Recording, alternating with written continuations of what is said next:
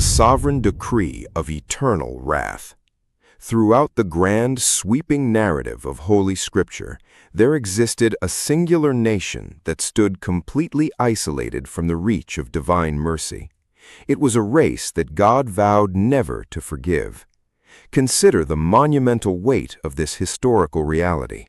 Neither Egypt, despite its centuries of cruel enslavement and harsh bondage over the chosen seed, nor Babylon, regardless of its ruthless destruction of Jerusalem, the desecration of the Holy Temple, and the violent exile of the Judean captives, ever received an absolute and permanent sentence of total eradication.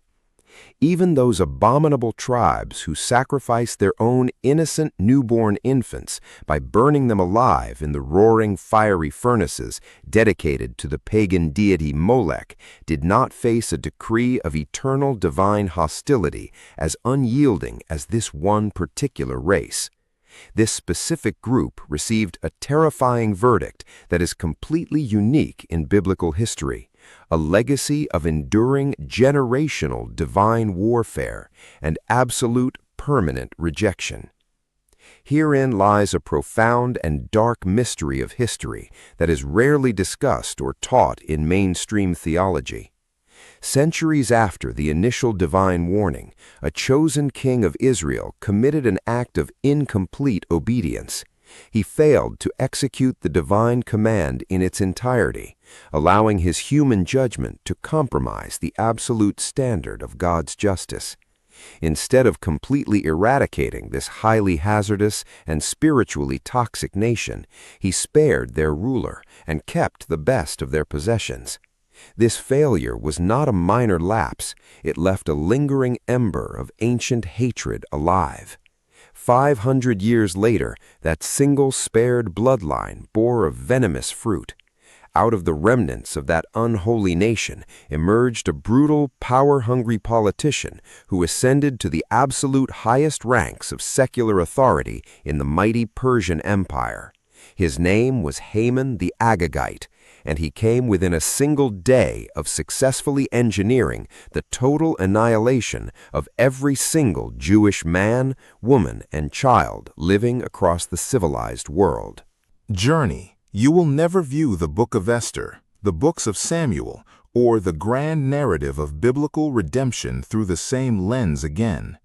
The Amalekites were not merely an ordinary external enemy or a random nomadic tribe competing for scarce desert resources.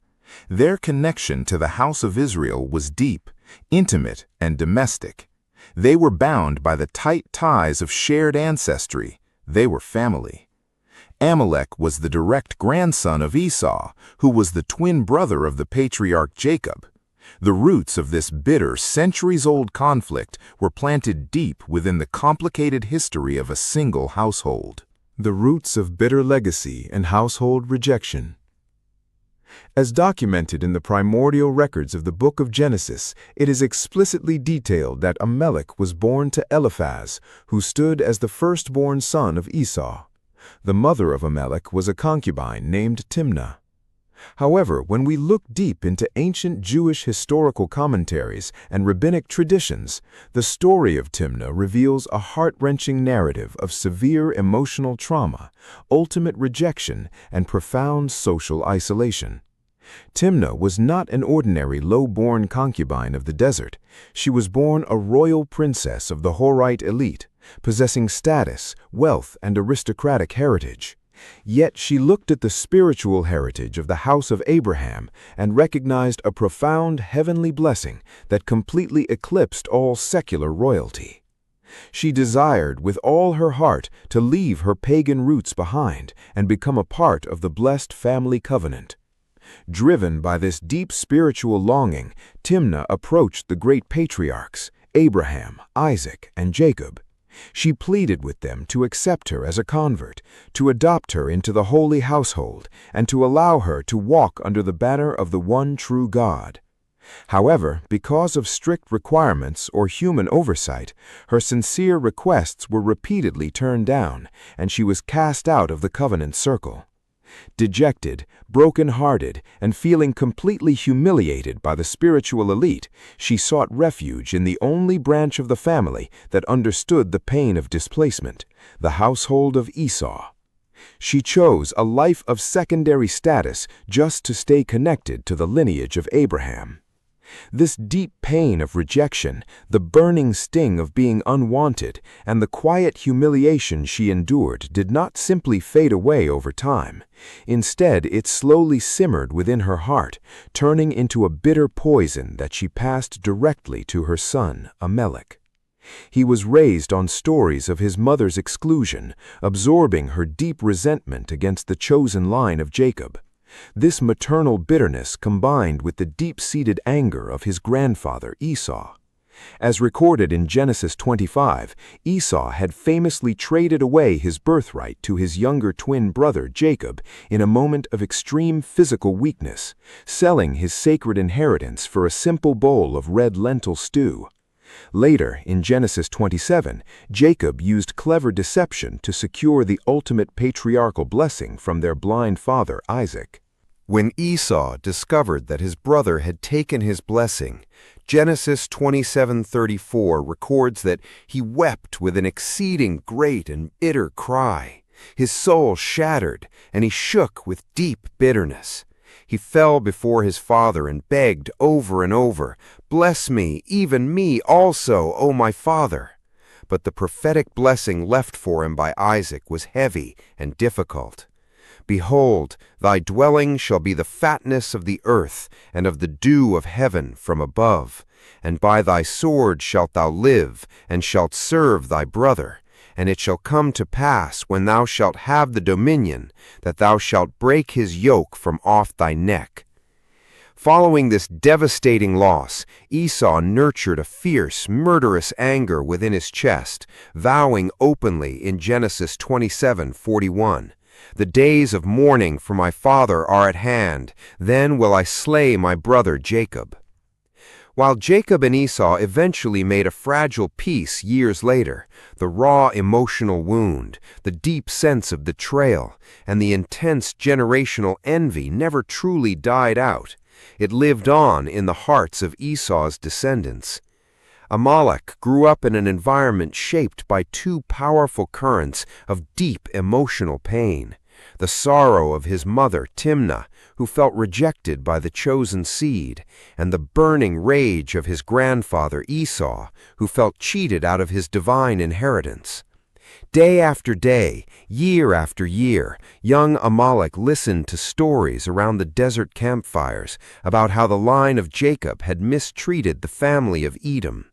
He grew up believing that his family had been treated unfairly by the covenant line, and that the descendants of Jacob were arrogant, exclusive, and deceitful thieves who had stolen what belonged to others by right.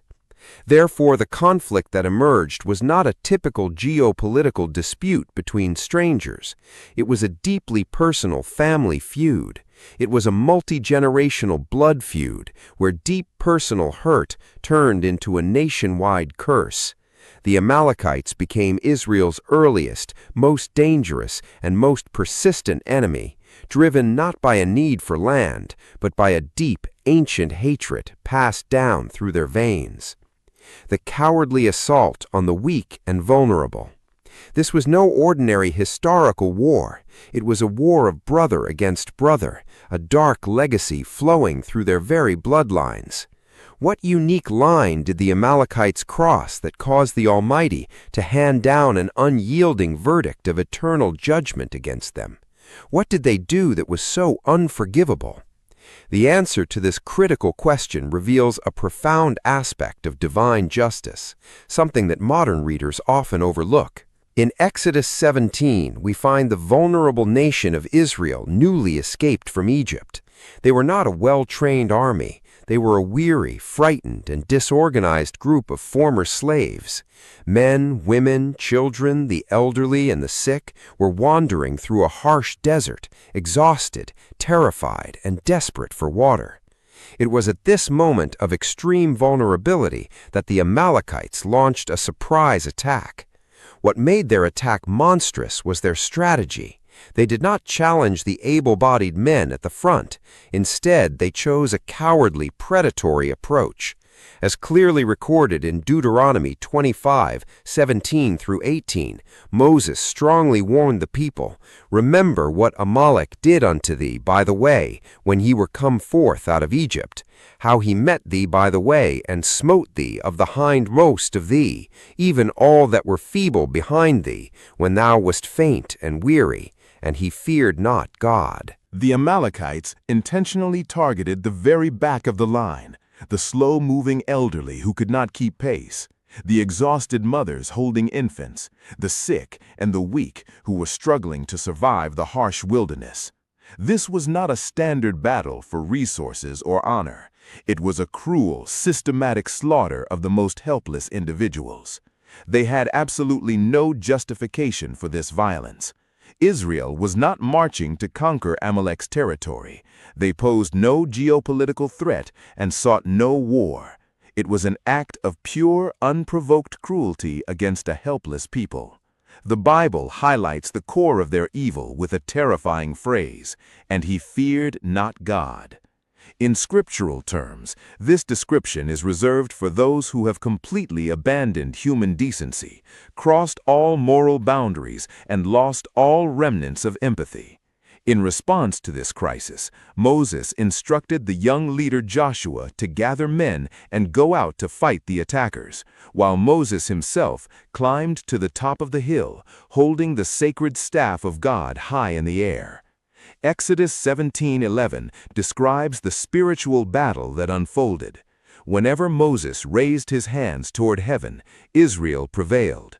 But whenever his arms grew heavy and dropped, the Amalekites gained the upper hand. Seeing Moses grow weary, Aaron and Hur found a stone for him to sit on and stood beside him, holding his arms steady until the sun finally set. Through this united effort, Joshua's forces defeated the Amalekite army, securing a crucial victory for the young nation. However, that intense battle made one thing absolutely clear. This was a dangerous, unprincipled enemy that would always pose a threat to the weak and vulnerable. Following the victory, the Lord issued a solemn decree to Moses in Exodus 17:14. "Write this for a memorial in a book, and rehearse it in the ears of Joshua, for I will utterly put out the remembrance of Amalek from under heaven." Furthermore, Exodus 17:16 seals this warning with a powerful truth. "Because the Lord hath sworn that the Lord will have war with Amalek from generation to generation." This was not a temporary conflict, but a long-term divine commitment to confront an enemy that specialized in targeting the weak and innocent. 4 centuries of unbroken cruelty. The destruction of Amalek was not an arbitrary emotional outburst from God. It was a measured judicial verdict against a culture that lived by exploiting the weak and showing absolutely no mercy. The question then arises, did the Amalekites ever seek peace, show remorse, or try to change across their generations? The historical records over the next 400 years provide a clear answer. They never stopped their attacks. The story deepens as the centuries roll on. As noted in Judges 3:13, the Amalekites eagerly joined forces with the pagan king of Moab to oppress and harass Israel. Later, in Judges 6:3-5, they teamed up with the Midianites to launch a brutal campaign of economic warfare. For 7 long years, they destroyed Israel's crops and livestock just before harvest time, leaving the population facing severe starvation.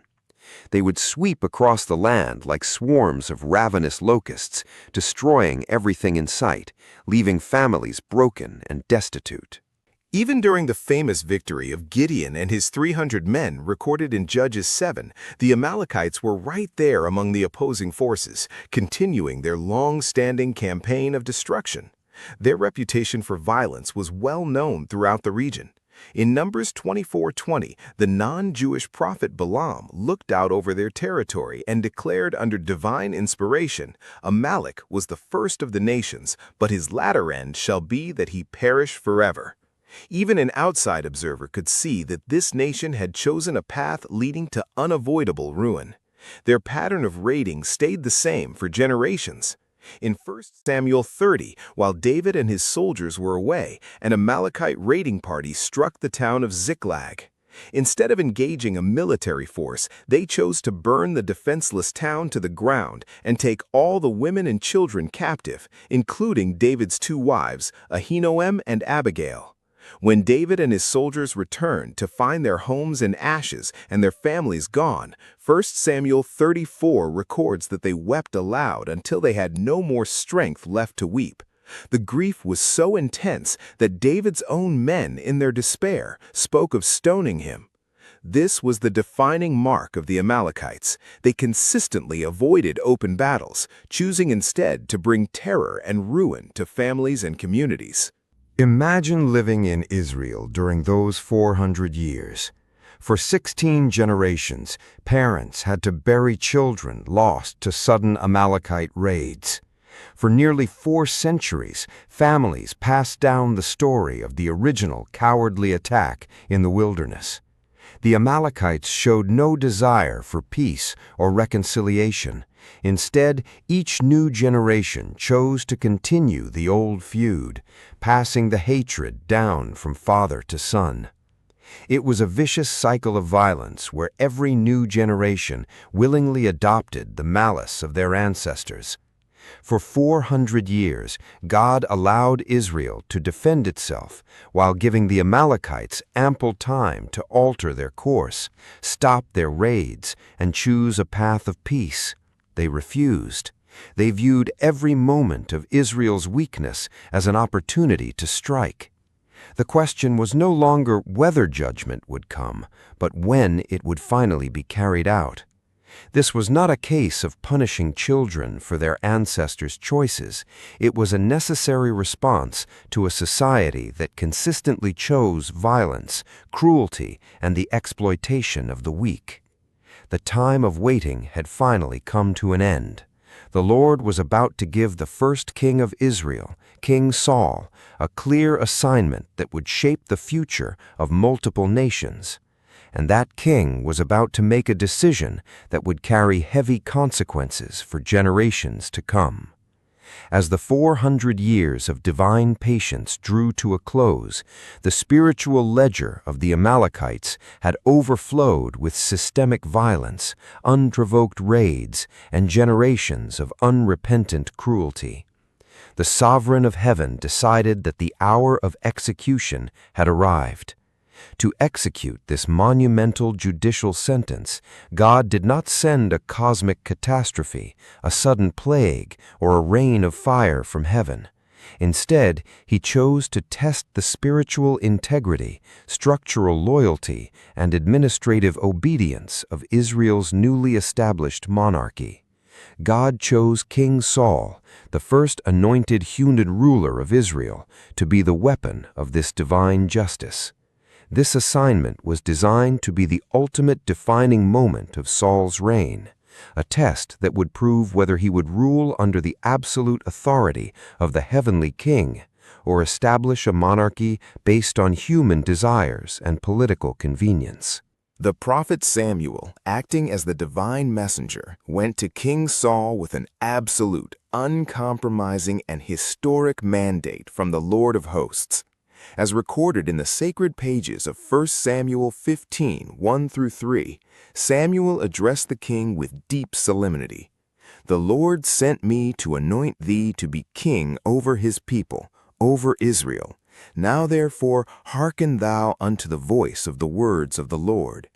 Thus saith the Lord of hosts, I remember that which Amalek did to Israel, how he laid wait for him in the way when he came up from Egypt. Now go and smite Amalek, and utterly destroy all that they have, and spare them not, but slay both man and woman, infant and suckling, ox and sheep, camel and ass." To modern ears, this ancient command sounds incredibly harsh and unsettling. However, within its proper theological and historical context, it was a precise judicial sentence against a culture that had dedicated itself to darkness for 4 centuries. For 400 years, the Amalekites had targeted the vulnerable, launched unprovoked raids, and systematically trained their children to hate and destroy the line of Jacob. This was not an act of emotional vengeance or erratic anger. It was the final execution of a divine legal verdict. This was a direct response to a deeply rooted societal evil that had repeatedly refused every opportunity to change, reconcile, or choose peace. God had extended mercy, patience, and time to this nation across multiple centuries and generations. He had given them opportunities to change their paths, end their predatory raids, and live at peace with their neighbors. Instead, every new generation of Amalekites willingly chose the path of their ancestors, passing the legacy of hatred and violence down from father to son. Their culture had become a continuous source of spiritual and physical danger. The divine command given to King Saul was completely clear and allowed for no negotiations. There was to be no compromise, no political treaties, no retaining of spoils, and no exceptions. The memory and influence of this systemic evil had to be completely erased from under heaven. King Saul received the divine mandate and immediately began preparing for war. He gathered an immense army, calling together 200,000 foot soldiers from Israel and 10,000 men from Judah. He marched his forces into the valley of Amalek and laid wait to strike. Saul launched a highly effective military campaign, defeating the Amalekites from Havilah all the way to Shur, which lies east of Egypt. His military victory was absolute, and his army completely overran the enemy's positions, captured their strongholds, and defeated their forces in battle. To any outside observer looking at the battlefield, the campaign appeared to be an overwhelming success and a total triumph for the first king of Israel. However, despite the massive scale of the military victory, King Saul chose to compromise on the absolute requirements of the divine command. He allowed his human judgment, personal ambition, and political vanity to redefine the boundaries of God's explicit instructions.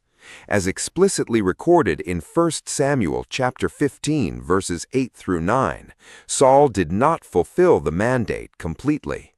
And he took Agag, the king of the Amalekites, alive, and utterly destroyed all the people with the edge of the sword. But Saul and the people spared Agag, and the best of the sheep, and of the oxen, and of the fatlings, and the lambs, and all that was good, and would not utterly destroy them. But everything that was vile and refuse, that they destroyed utterly. This choice represented a fundamental failure of leadership and a deep spiritual compromise. Saul and his men carefully evaluated the spoils of war based on human value, greed, and utility. They were fully willing to destroy everything that was cheap, damaged, or worthless in their eyes. However, when they encountered valuable livestock, beautiful assets, and the best possessions of the land, their greed overtook their duty. They decided that keeping these high-value items was far more practical than destroying them. Saul redefined the explicit command of total destruction, filtering God's instructions through his own personal judgment and financial convenience. Furthermore, Saul made the deliberate decision to spare King Agag, the living ruler of the unholy nation. Saul's motivations for keeping Agag alive were rooted in royal pride and political ambition. In the ancient Near East, bringing a defeated enemy king back in chains was the ultimate symbol of a monarch's power, military success, and personal glory. It was a dramatic trophy to display before the public, showing everyone the grand scale of Saul's victory. Later, when confronted about the captured livestock, Saul claimed that the animals were spared for a noble religious purpose, to be offered as magnificent sacrifices to the Lord at Gilgal. But this explanation was merely a convenient excuse designed to cover up his pride and partial obedience. The confrontation and the sounds of deception. While Saul was busy celebrating his military success and building a monument to himself at Carmel, the Lord spoke directly to the prophet Samuel in the middle of the night. The divine assessment of Saul's actions was immediate and heavy. God declared to Samuel, "It repenteth me that I have set up Saul to be king, for he is turned back from following me, and hath not performed my commandments." This word broke Samuel's heart, and he spent the entire night crying out to the Lord in deep grief, mourning the spiritual fall of the young king. Early the next morning, Samuel set out to confront Saul. When Saul finally arrived at the royal camp, Saul greeted Samuel with great confidence and religious language. Saul walked up to the prophet and declared boldly in 1 Samuel 15:13, "Blessed be thou of the Lord, I have performed the commandment of the Lord." Saul had completely convinced himself that his partial obedience was fully acceptable. He believed that achieving a massive military victory and keeping the best assets for religious sacrifices was a superior plan to simply following God's exact instructions. He expected praise and validation for his military success. Prophet Samuel stopped the king's self-righteous speech with a sharp, piercing question that exposed the entire deception. Samuel asked in 1 Samuel 15:14, "What bleating of the sheep then is this in mine ears, and the lowing of the oxen which I hear?" The loud sounds of the hidden livestock completely gave away Saul's compromise. The noise of the animals was undeniable proof of his failure to obey. It was the sound of incomplete obedience, showing that human reasoning had replaced a direct divine command. Saul could not hide his disobedience. The evidence was loudly filling the air around the entire camp. Caught in his compromise, King Saul immediately began making excuses and deflecting the blame away from himself.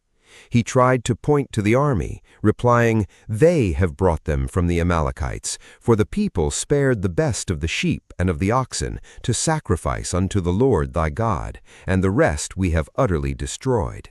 Instead of standing as a courageous leader and taking responsibility, Saul blamed his own soldiers. He framed their greed as a noble act of religious devotion, claiming that they only kept the finest livestock to honor God through sacrifices. He tried to use religious rituals to justify a direct act of disobedience. Samuel refused to listen to Saul's political excuses and historical distortions. He stopped the king directly, saying, "Stay, and I will tell thee what the Lord hath said to me this night." Samuel reminded Saul of his humble beginnings, noting that when Saul was small in his own eyes, God had anointed him ruler over the tribes of Israel. God had sent him on a clear mission to completely eliminate the systemic evil of Amalek. Samuel then asked a direct question, "Wherefore then didst thou not obey the voice of the Lord, but didst fly upon the spoil, and didst evil in the sight of the Lord?" Saul continued to argue, insisting that he had indeed obeyed. He claimed he went on the mission, brought back King Agag, and destroyed the Amalekites, while the people simply took the best items for sacrifices. In response, Samuel delivered one of the most powerful and enduring spiritual truths in all of Scripture. As recorded in 1 Samuel, Samuel declared, "Hath the Lord as great delight in burnt offerings and sacrifices as in obeying the voice of the Lord? Behold, to obey is better than sacrifice, and to hearken than the fat of rams. For rebellion is as the sin of witchcraft, and stubbornness is as iniquity and idolatry. Because thou hast rejected the word of the Lord, he hath also rejected thee from being king." Right there in Gilgal before the Lord, Samuel took up a sword and executed the Amalekite king, completely finishing the judicial assignment. The immediate threat was ended, but Saul's partial obedience had already left an impact. Although Agag was dead, remnants of his family and line had survived and escaped during the war because the task had not been completed swiftly and totally. This small remaining line would carry the ancient hatred forward into exile, setting the stage for a massive crisis 500 years later. This brings us, the spiritual ripples of a single act of disobedience can travel through centuries, creating crises that future generations must face. When King Saul chose to spare the elite elements of the Amalekites and delayed the absolute execution of the divine judgment, he thought he was making a minor compromise. He did not realize that his partial obedience was creating a long-term problem that would eventually threaten the entire narrative of human redemption. 500 years passed after the confrontation at Gilgal. The geopolitical landscape of the ancient Near East shifted completely. The kingdom of Israel, which had fallen into deep idolatry and repeated rebellion, was judged by God. The glorious temple built by King Solomon was burned to the ground, and the Jewish people were pulled from their promised land and scattered as captives across the massive territories of the Persian Empire. During this era of exile, the scattered Jewish remnants lived as a vulnerable minority group under the absolute authority of the Persian king, Ahasuerus. They were far from their home, without a sovereign king of their own line, and without an army to protect them. They were entirely dependent on the sovereign mercy of God. It was in this environment of displacement that a sudden political shift occurred within the highest levels of the Persian government. A highly ambitious, power-hungry politician began rising rapidly through the administrative ranks of the empire. He gained the absolute favor of King Ahasuerus, eventually being elevated above all other princes, governors, and ministers of the land. His name was Haman. The sacred text of the Book of Esther introduces this prominent administrative figure with a highly specific genealogical identification that reveals a profound historical connection. After these things did King Ahasuerus promote Haman, the son of Hammedatha, the Agagite, and advanced him, and set his seat above all the princes that were with him. The term Agagite is not a random tribal name or meaningless title. It directly identifies Haman as a direct descendant of King Agag, the very Amalekite monarch whom King Saul had partially spared 500 years earlier. The royal bloodline of Amalek had survived. The ancient hatred, the bitter blood feud, and the generational desire for revenge against the line of Jacob had been kept alive within this single household, waiting for the perfect opportunity. Haman, carrying the deep ancestral malice of the Amalekites, demanded absolute submission from everyone he encountered. King Ahasuerus had issued a royal decree requiring all the king's servants at the king's gate to bow down and show reverence to Haman whenever he walked past. This was a display of absolute political power and self-glorification. However, there was one man who stood completely firm against this requirement. His name was Mordecai, a devoted Jewish exile who spent his days sitting at the king's gate. Mordecai's refusal to bow was not rooted in simple political stubbornness or personal pride. It was a deeply spiritual decision based on a profound family heritage. The book of Esther 2 verse 5 reveals his genealogy. He was the son of Jair, the son of Shimei, the son of Kish, a Benjamite. This means Mordecai belonged to the exact same tribe and family line as King Saul. 500 years later, a descendant of Kish from the house of Saul was standing face to face with a descendant of Agag from the house of Amalek. The ancient family conflict had moved from the deserts of Gilgal into the royal courts of Susa. Mordecai recognized that bowing to an Agagite would compromise his loyalty to the sovereign of Israel, who had declared eternal warfare against the spirit of Amalek. When Haman noticed that Mordecai refused to bow down or show him reverence, he was filled with intense rage. However, his anger was not directed at Mordecai alone. The book of Esther exposes the terrifying, massive scale of his malice. And he thought scorn to lay hands on Mordecai alone, for they had showed him the people of Mordecai. Wherefore Haman sought to destroy all the Jews that were throughout the whole kingdom of Ahasuerus, even the people of Mordecai. The ancient Amalekite desire to destroy the line of Jacob came rushing back into Haman's heart. He decided to use the absolute legislative authority of the Persian Empire to accomplish what his ancestors had failed to achieve, the total extermination of the Jewish people. Haman, giving him absolute authority to draft the decree as he saw fit. The official royal decree was drawn up, signed with the king's ring, and sent by fast messengers to every corner of the Persian Empire. The command was brutal and total.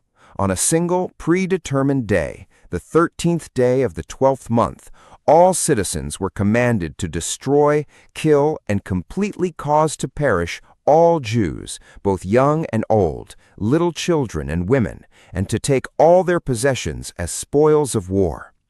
This was a systematic plan for total genocide, covering every province from India to Ethiopia. If this decree were executed successfully, it would mean the complete end of the Jewish nation.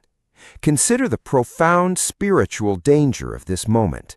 If Haman's plan had succeeded, the scattered remnants of Israel would have been entirely destroyed. There would be no community left to return to Jerusalem, no lineage to rebuild the Holy Temple, and no prophetic family line to bring the Messiah into the world. All of this immense danger came down to the simple fact that 500 years earlier, King Saul had partially obeyed, leaving a small part of the Amalekite line.